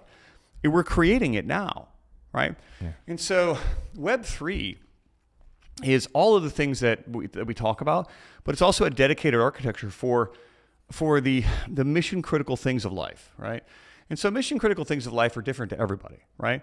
So a company like, let's say Sandbox is one of our customers, right? They're not, but let's say if they were. Sure. And they have a digital experience, they have a product that makes them money. Right.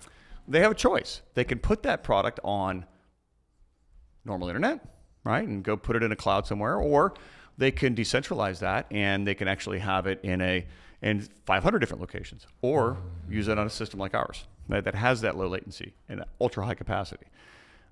So that's the first thing. The second layer is kind of the mix between a full virtualization and full human, interaction, right? Okay. And those are that's like virtual reality, Gotcha. So it's not full immersion, but it's the ability to interact with people like say social media 2.0, right? Sure. Right. And then there's augmented reality, which is what those contact lenses were meant for, right? Mm-hmm. So you see a lot of augmented reality in manufacturing today, right? You see people wearing the goggles and the headsets and the gear. Well, all that stuff is hooked up to a mainframe in the facility, and that mainframe is hooked up to a cloud architecture, right? Yeah. Or in your example, down to the little fanny pack. Right. Well, that's where it's going. So in the current setting, that architecture works, but you have to be close to the source, right? Yeah. What this is designed to do is it's designed to take that augmented reality out of a manufacturing environment and give it to people like us, right? That's where Apple Glass comes in. That's where Google Glass is trying to go. I actually had a pair of those. I freaking love those things. They don't work anymore. Tragic. But that's the best way to explain it. But listen, the people that are really funding it. Yeah.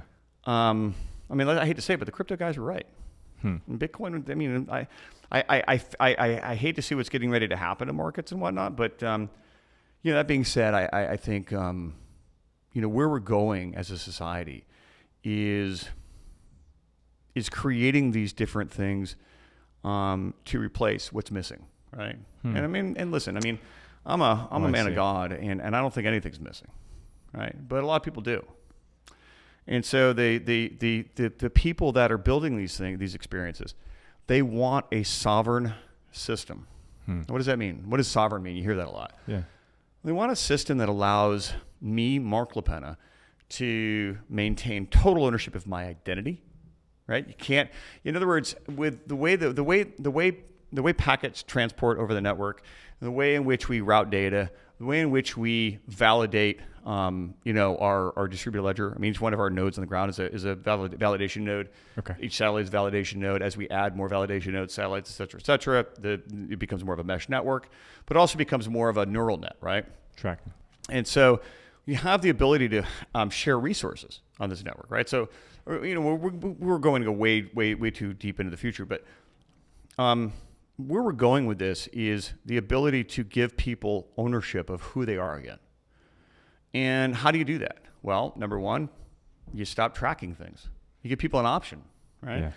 If you don't want to be tracked, I don't know what they'll do. Maybe they'll charge a fee for it. Maybe they'll say, listen, we'll never track you. We will never know where you went. You'll only be the only person to ever know where you went. There'll be no cash. There'll be none of the things that are used to advertise things to you today. Right. But if you want total anonymity, you're going to pay for that. There's a fee for that, right? There's a cost structure for that because of the revenue we're offsetting, we're losing. This is how the Googles of the world will react to this, right? We don't react that way, right? So the way we look at it is we say it should be anonymous from day one. Yeah. Right? It should be sovereign from day one. And then you can purchase in if you want. Well, here's where the rubber meets the road. And this is where the aha moment happens for a lot of our investors.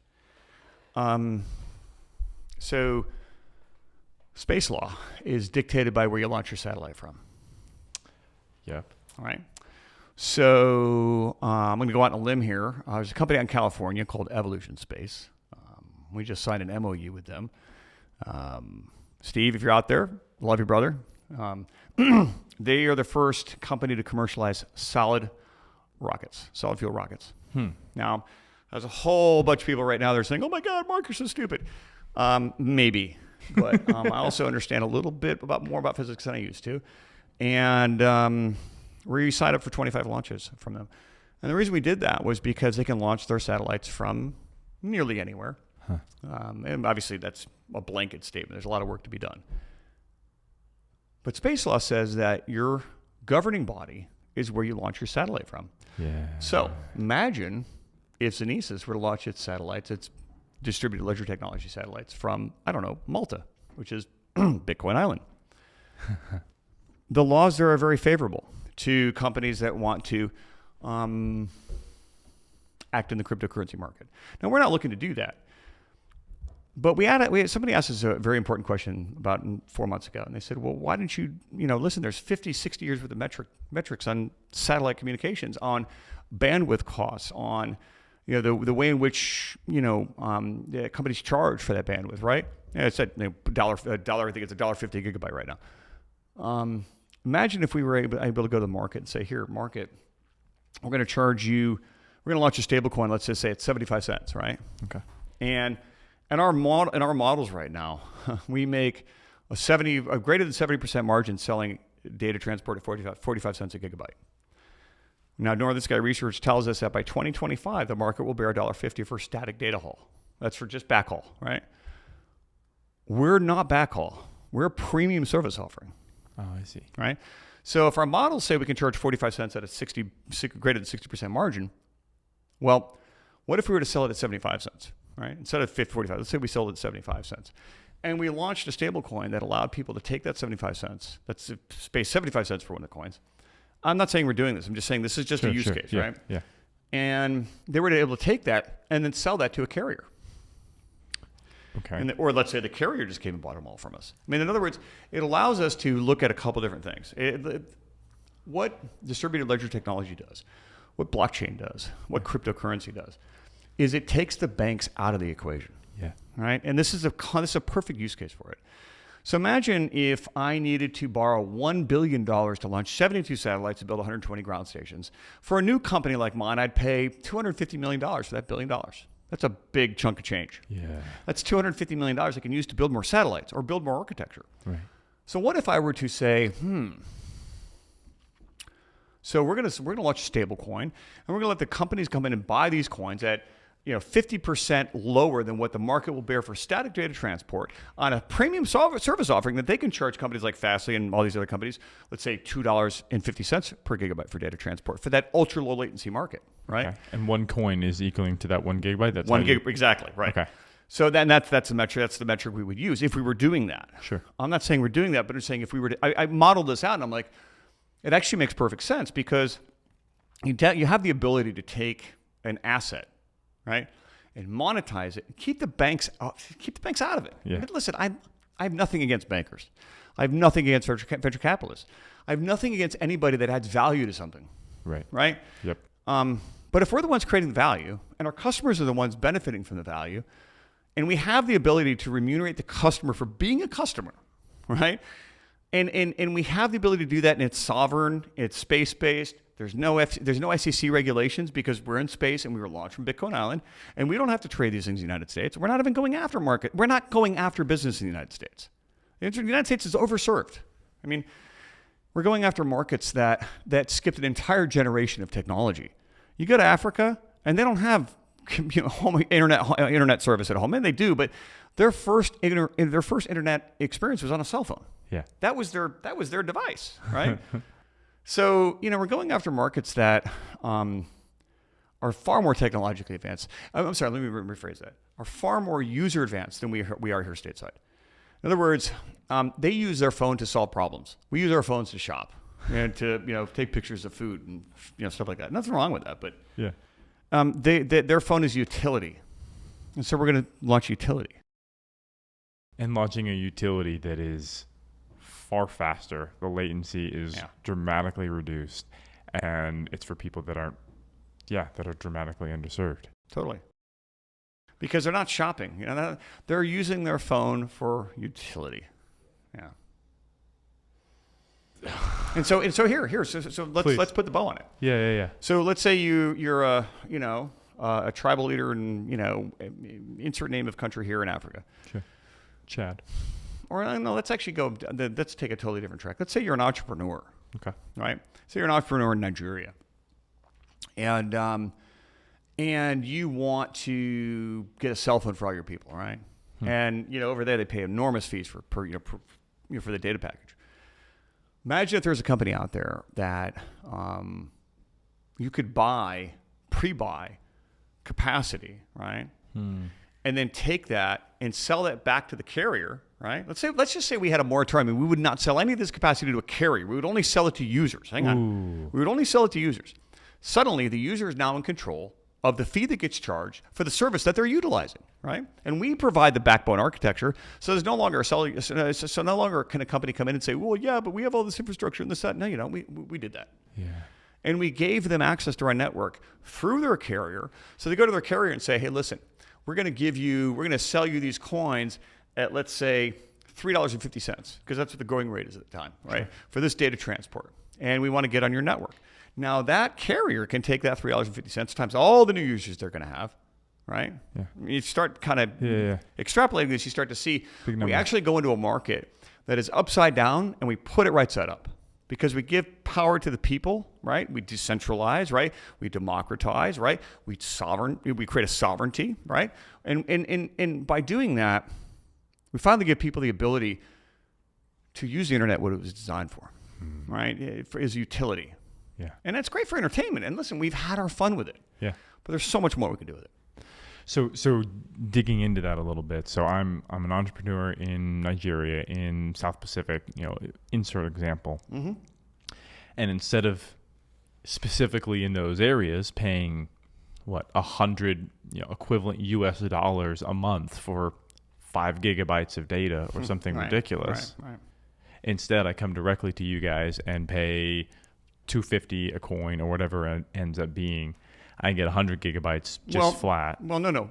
So kind of, sort of, but you don't come to, you buy the coin on an exchange, and you take that coin and you go to a carrier and say, I have these coins, I'd like to exchange them for service. I see. Okay. And the carrier needs those because they need the backbone architecture to support the growth, right? Okay. So in other words, it's not, see, the difference between us and like Starlink and OneWeb is we're not a build it and they will come satellite architecture. We're a satellite architecture that is MVP, 72 satellites, 120 ground stations is our MVP. That's our minimum viable product. Yeah. All right. That's a $1.2 billion architecture for an MVP. Now, the use case this is a fraction of a use case. And this is me trying to put it in terms that people can understand. I mean, we're not launching a coin. We're not doing those things. I mean, we could, but we're not. I mean, it's not necessarily what we do. Right. Or are we? I don't know. The more I talk, I'm talking myself into it. Right. Maybe when we get a different CEO and you can focus on. Right. Yeah, sure. But listen, this is just one fraction of a use case. There's so many more use cases out there, and we have to start getting away from the mentality of where's the ad revenue coming from. The days of the ad revenue are not necessarily behind us, but there are fewer years ahead than there are behind for that model. Yeah. And you even see that in, for example, the podcast space, right? The biggest ones, Rogan's out there, because he puts all of the podcast, ads in the very beginning. Right. Skip. Yeah, you're right. Skip. I was like, wait, they have advertisements? Oh, they do. I forgot. Yeah. Yeah. And so, the revenue model, it's changing rapidly. I mean, I look back to, there's still people buying billboards. Sure. Well, people still drive to the airport until they start flying to the airport. Whether or not they're even looking out the car door. And I don't look out the car door anymore. I mean, it's like it's just like ugh. I hate traveling now. I used to love it, but like driving up here was great because like I said, no one can get a hold of you in that like that 1.5 hour span. It's like a 2 hour 45-minute drive. There's a 1.5 hour span where you get no cell service. And it was really nice. Phone was ringing. Nobody's calling me. How's the round going? Yeah. Amazing. Yeah. So I guess, transition there for me, right? Sure. You've been trying to raise this round for a little while. Years. Is this? I mean, just say it. Listen, everybody, Yeah. everybody listening to this who knows me knows I've been trying to raise money for a long time. And we'll just say this. Right now, we're approaching triple oversubscription. Okay. Yeah, and we have some amazing investors. The hard part about what we do is finding that lead investor, right? We've got 3 leads right now. And it's been difficult to get to this point. What defines a lead investor in an example like this? Well, so a lead investor as far as we're concerned, our definitive agreements state that a lead investor is anyone that puts $7.5 million or more into the company. So once we find someone that's actually willing to put $7.5 million into the company, one of our leads is looking at $10.25 million. So that would qualify as a lead. Now, what is a lead investor? Is someone that actually does more than just put the most money in. They actually look beneath the surface, right? They actually open the hood, they take the engine out, they take it apart, they make sure it works, they make sure there's no rust, they make sure it's actually, a real engine. Yeah. In other words, they want to make sure that they don't run into another Elizabeth Holmes, like we're real. Okay. And not only that, but not only are we real, is it plausible? Does the technology have a chance at working, right? How have they de-risk the technology, right? Yeah. How have they de-risk the business model? What kind of customer base do they have? Do they even have a customer, right? We finally do. We have our first customer. Yeah. So, when the lead investor comes in, it's their job to set the terms because they're taking the biggest risk and they put the most capital into the deal before even writing a check. Typical due diligence can cost anywhere from $750,000 or $75,000 to $1 million, depending upon how deep a dive they do. Sheesh. On us, I mean, good God, man, they've I think there was a tattoo on the back of my eyelid. I think they told me what it said. I mean, they look everywhere, and they ask tough questions. But they're not kind of questions like they're not like, hey, how's your credit? Yeah. They're looking at they check your references. They check everything. Yeah.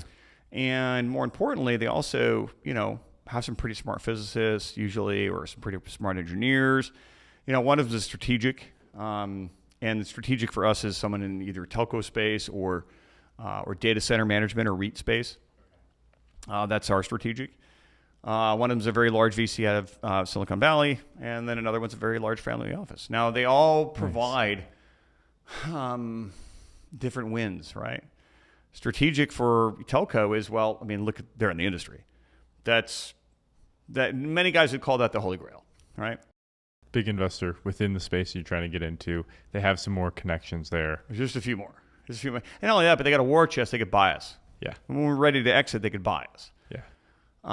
And that makes investors feel good, right? Yeah. The follow-on investors, right? Gotcha. The follow-on investors are all the people that wanted to be a lead investor but didn't know how to do due diligence on us. And I don't say that crassly or even derogatorily. Yeah. I just mean that there are investors on our potential investors, in other words, committed capital, that says we want a very good lead.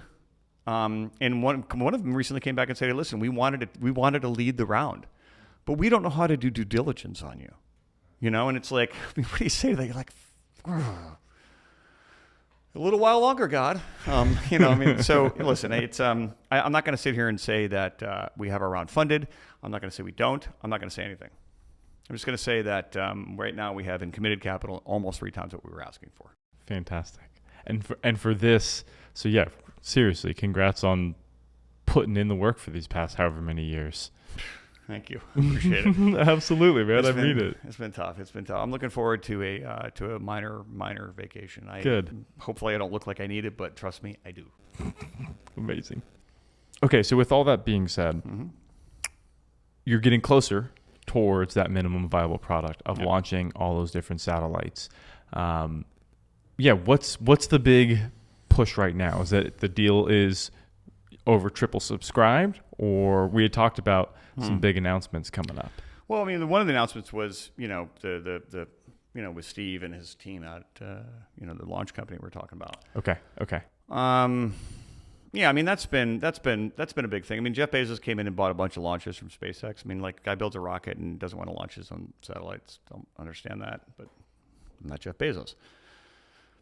So that kind of complicated things. I mean, like we used to get the question, so what launch platform are you going to use? We would just say SpaceX, because that's what everybody said.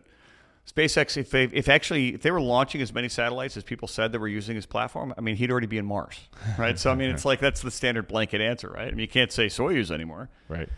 So we looked at it through the lens of we need a strategic launch partner, right? I mean, Rocket Lab is great, love those guys. Yeah. Astra's great, love those guys, and that's not to say we won't use them. But there are certain things that we have to lock down first that are strategic to us, which I won't go into. But Okay. I'll say that Steve.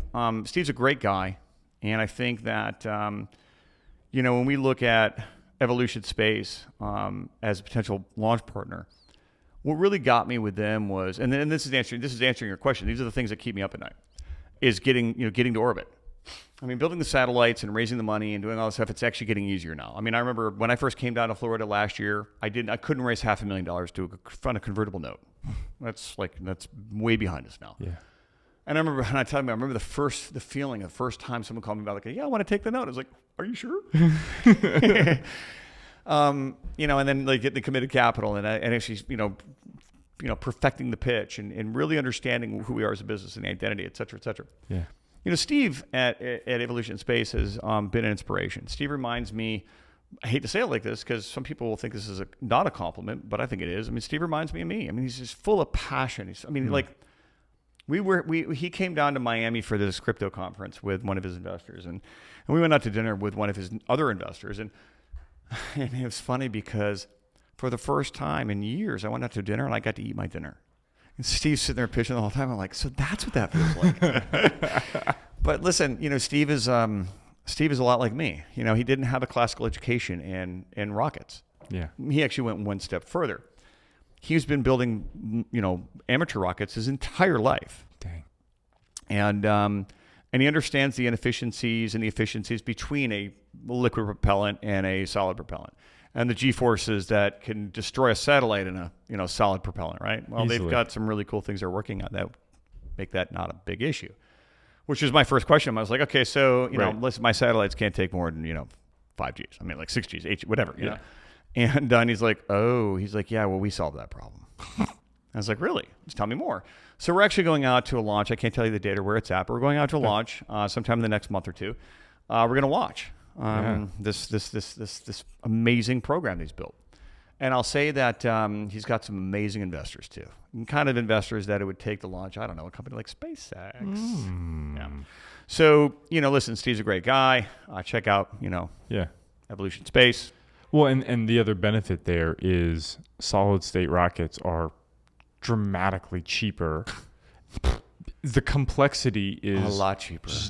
Complexity is nil in comparison to hydropump liquid, all the craziness. Yeah. Yeah. And so if you're trying to lower petabyte cost per bit, right? Hey, you remember our North Star, right? Yeah, yeah. So he was speaking our language from the very first moment we met. Yeah. We met at a place called DC Pi in Miami. DC Pi is the outcome of Lucali, the guys that started Lucali. If you watch Barstool Sports, you realize Lucali got the highest rating ever on pizzas in New York. Yeah. And so Dave Portnoy came down here to Miami, and he chopped it up with the guys at Lucali in Miami Beach, and of course, love the guys at Lucali. Also love the guys at DC Pi. I can't choose because they taste exactly the same. Anyway, I met these guys over. Yeah, no, I met these guys over there, and like I said, when Steve sat down, Steve was like, it must have been when I saw Steve, when I looked at him, it must have been the way people saw me when I sat down, because like when he sat down, it was a presence. It's like the people that walk in the room and you can tell they walked in the room, you don't even see them, but you knew something changed. Yep. Steve's that guy. And Steve is going to be insanely and wildly successful. And so that's the thing that used to keep me up at night, right? I feel, how are we going to get there, right? Yeah. And what's it going to cost? And, the unanswered question on this part is obviously going to be the insurance. Yeah, there will be an insurance. There'll be an insurance exposure there that will be a hefty premium to pay, and I'm not saying that will negate or erode his advantage, but it's certainly something that as we start to look down the road, as I start to talk to the Lloyds and some of the insurance carriers we talked to, that was the first question. Great, so tell me about their first suborbital launch. I'm like, well, we're going to go watch one, So not the answer an insurance adjuster wants to, or insurance underwriter wants to hear. Okay, I got to go now. Yep. So that's the thing. And the other thing is about 427 other things. Okay. As far as the biggest challenges that are facing you guys. the biggest challenge is right now timing. Timing is so critical. Understanding we have to build a network in a satellite operations center in Miami, where nothing exists currently. We have to hire 250 people to man it over the next 18 to 24 months. We have to, insert need here. We have to do everything. Yeah. And so there's a roadmap to doing that, right? There's a timing. There's an event schedule, right? Yeah. There's a roadmap for that, and we have everything from IP to onboarding to HR to healthcare to network operations center, permitting, sale leasebacks, Space Florida. The list goes on and on. Being nice, being friends with the mayor doesn't suck, Yeah. There's a whole lot of things going on. And that's the thing that's like, I go to bed at night. I go to bed at 11 o'clock at night. I get up at 3:30 every morning. And that's my life. And I get up at 3:30 every morning. Yeah. Because if I don't, by the end of the week, I've got 1,000 emails I have to return. And that's what it's getting to. Yeah. So, listen, I took a page from Jeff Bezos' book. I wash my dishes by hand, right? Because it slows me down. And I got a brand new, beautiful dishwasher. I don't even use it. I actually put stuff in there to store. I actually store dishes in there that are clean. And because I live in a kind of a New York studio style apartment in Miami, which is exorbitantly priced. Yeah. And it's 900 square feet. Oh dear. And that's where my office is. But I live and I work there, right? And at any rate, he gets up at 3:30 every morning. Yeah. And I wondered why. Now I understand, because by the time everybody else is getting online, and my day is done. Now I get to do what needs to be done for that day, right? And address things. That's a really good point. Yeah, that's on that last point. This is a season in my life where there's a little bit of craziness with starting my own company and stuff. It's not yet to the wild nature that you guys are at, but I also don't have any team. There's one guy who's helping me out. Yeah. And so I've started realizing, okay, what habits do I want to implement? The tiny little habits that are necessary. It's like, all right, you know what? 15-minute walk in the middle of the day when it's actually blue sky out in Ohio, when it's not snowing, when it's rarely blue. Right. Those keep me sane. Yeah. But yeah, just the sort of morning routines there are. I walk 20 miles a day and I do yoga for 45 minutes every morning. Do you have like a walking treadmill at your desk? No. Or? So I have I do back-to-back calls from like 10 o'clock in the morning till about 3 o'clock in the afternoon, 3 to 3:30.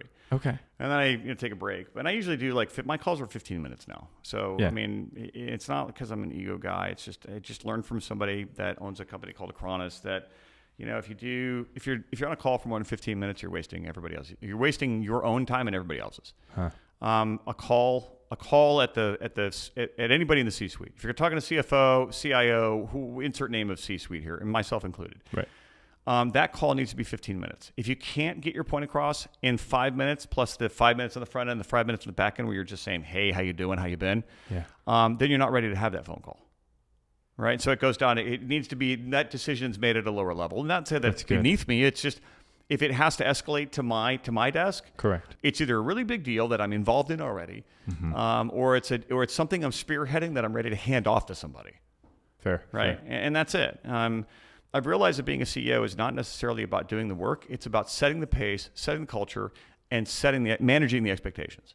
Right, both from investor perspective to board perspective to onboarding and recruiting my A team. Yeah, that's it. And that's then my job. And then taking in tasks and distribute. Well, it's if your team, I look at it like this. My team is so good, most of the time I don't have to tell them to do what to do.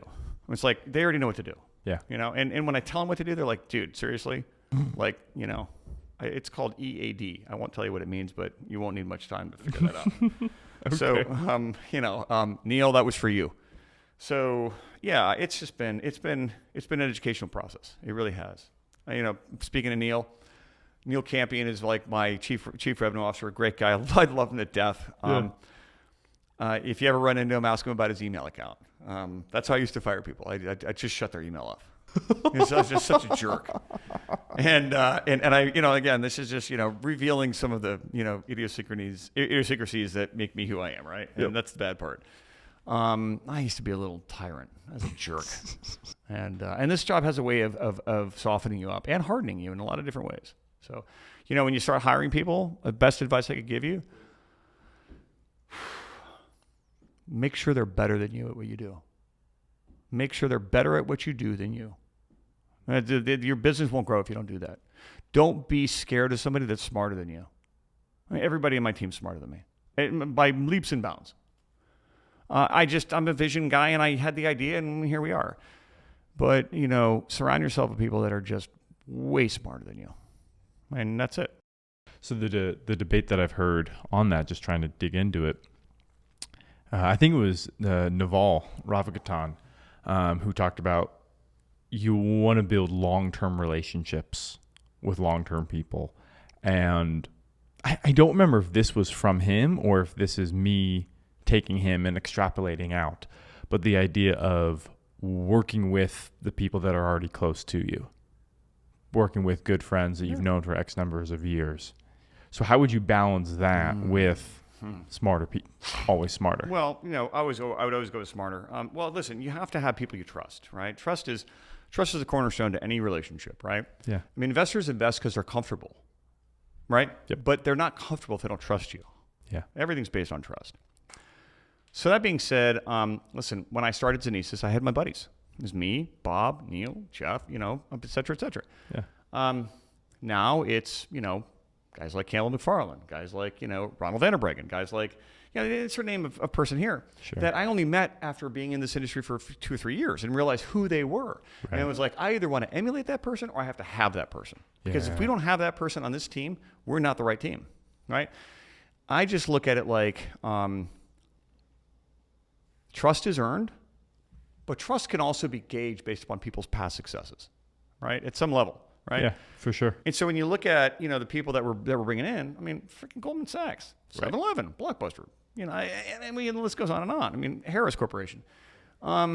These people were entrusted with, literally at the public trust level, right? I mean, it's if they're that trustworthy there, then there's a baseline for trust to work with, right? And if you have a baseline of trust to work with, then it's understanding the culture. It's understanding the personality, right? And if you have a personality conflict, that'll kill your business. Yeah. And you need to cut that out like a cancer. Yeah. And we've had that problem in the past. And so, there are circumstances that you're going to find yourself in that there is no win. And just understand that. There's no way to win. You're never going to win in this specific circumstance. So then you have to ask yourself, how do I limit my loss? Yeah. How do I limit my loss? And how do I limit that loss and still maintain my cadence? It's hard. Listen, when you lose somebody that's important to you, when you lose a piece of technology or you lose an advantage in the marketplace, it's going to happen. Yeah. It's going to happen to me. It's going to happen to you. It happens to everybody. The hard part is, what do you do when it happens? Do you see it coming? If you don't see it coming, you're not in the right job. But if you see it coming, how do you react to it, or do you pivot? I mean, what do you do, right? Yeah. You make the decision what you do, but you listen to the team around you. It's not your job to come up with the idea. Correct. It's your job to make the decision, make the choice based upon your trust and the expertise of the people you brought in. Steve Jobs said, I hate going back to Steve Jobs, but he's like, listen, he goes, why, if you're going to hire somebody and they're better than you, don't manage them. You got to just get out of their way. I mean, otherwise, why are we hiring people that are so good if we're not going to let them be good at what they do, right? And that's my best advice, man. I mean, working with your friends is great, but there's going to come a point in time where one of you is going to be upset. Yeah. And if you're the founder and you're the CEO, it's probably not going to be you that's upset. And you just have to level with them. Yeah. I mean, it's easy for me to ask my guys to step aside and let people come in and do their job and maybe take a step down the trough because I'm doing it myself. Yeah. I mean, I'm leading that. I'm making that move myself. I think, the hardest decision wasn't stepping down as CEO because I haven't done that yet. I'm going to. But the hardest decision was how to ask my guys to do the same thing. That was the hardest thing. Because we started this company with this grandiose vision, and now it's becoming a business. And it's like, okay, listen, we need professionals to do this. Otherwise, the stock we have is it's not worth the paper it's printed on. Let's create shareholder value. We're the shareholders. We're the stakeholders. Right. Let's act like it. Love that. So wrapping that up then, right, trying to constantly add value to that core team, trying to make this thing actually grow the way that you want it to. 2 questions here. First one being, where do you see Xenesis 10 years? Let's say all these big hurdles, you tackle them, and the solid rocket engine or some alternative thing really works for you. You guys take off. You're able to get those 250 or so people in Florida and other places. What's the dream there? Well, it's different. That's a different question altogether. I mean, 10 years is a long time. I mean, I started the company 7 years ago, 6.5, 7 years ago. So, Sure. I started the company. We were, at a $400 million TAM, chasing airplanes. Right. I mean, talk about a dog chasing its tail. Now we're talking about building, Web3. I mean, listen, I'd say that probably a better way to ask that question would be to ask this. What impact do I want to have? And that's really the question. And the impact, I think the impact I want to have is the most important thing to me is family, right? And so when my son looks at me, I want him to be proud of me. That's what I want. Business-wise, the impact I want to have, I want to know that by doing what we did, we had the ability to impact 1 billion people positively. And that's not a tagline. I actually mean that. I mean, I want to know when I'm, taking my last breath, that there are people out there that have a different life because of what we did, and I used to be like, oh, it's connect 3.5 billion people. And I give a TED talk about it. Right. And it's like, I look back at that and I'm like, oh my God, what was I thinking? But, I think it's like 2,700 people have watched it. Thank God. But, it's like, now when I look at that, I'm like, if we change one person's life, right? If we just change one person's life and they find God, or we find a business, or they create the cure to cancer, or they find a cure for starvation. I mean, there's a whole million and one things we could talk about. Sure. But I just want to know that, we had a positive impact on those people. I want to know that what we did changed lives, and for the better. And that's not like, altruistic kumbaya. It's real stuff. Yeah. I love that. And I appreciate the reframing of question. Trying to, point of humility, right? Trying to get better at asking questions, man. I'm not telling you to do your job. I think you did great. Dude, you do great. I mean, like when I watched the last couple of, your first couple episodes, it's like, this guy's actually really gifted and I want to be on the show. So, I mean, dude, I called you. You didn't call me. I called you and said, hey, I want to be on your show. Correct. It was I got my first call in. No, stop. But it's been, it's due, right? And you're not going to get a lot of pats on the back. So enjoy it. Thank you, my friend. Yeah. So as we're closing this down, you've got a lot of things coming on up. How can people help, right? Because you're triple subscribed right now, so they can't really help that way. Do you need people? Yeah. I mean, I need a lot of people.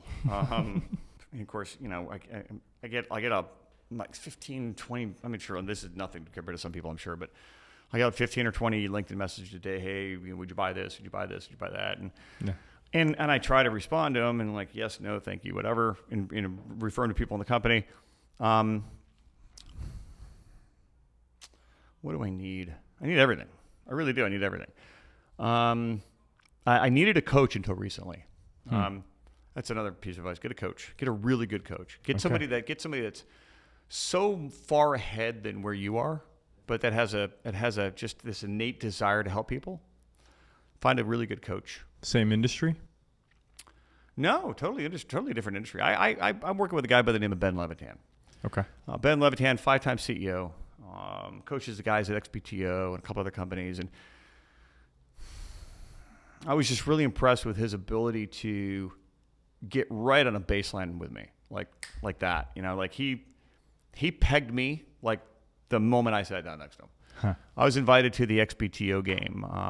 It's the interim Miami soccer team owned by the Beckhams, and XPTO is a sponsor, the headline sponsor.